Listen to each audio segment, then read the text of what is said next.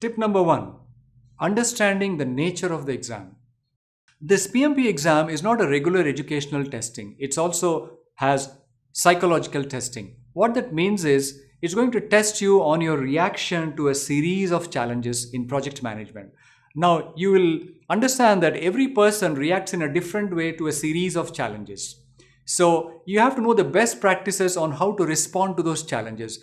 Many people, when they go to the exam, they use their past experience and attempt those answers. But then the best principles of project management have to be applied. I will talk more about those principles and how we can handle them by answering these questions correctly.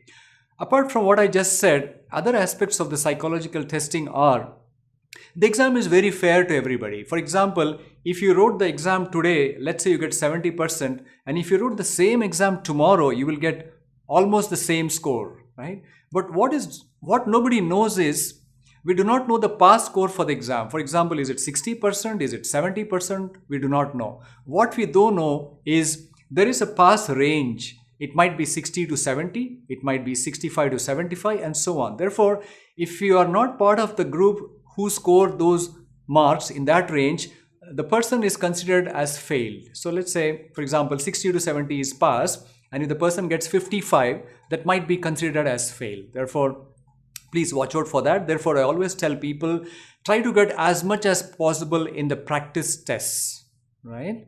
The last thing about this exam is it also checks whether you are part of a project management group and a project management community, meaning are you involved in studying project management, understanding the recent practices in project management, are you involved in things and trends about project management, because if you're not doing that, then you might be a little outdated with that, right? So therefore, emotional reactions, thinking, behavior, attitude, being part of a project management group, understanding the concepts, all these are part of responding properly to my tip number 1, which is understanding the nature of the exam.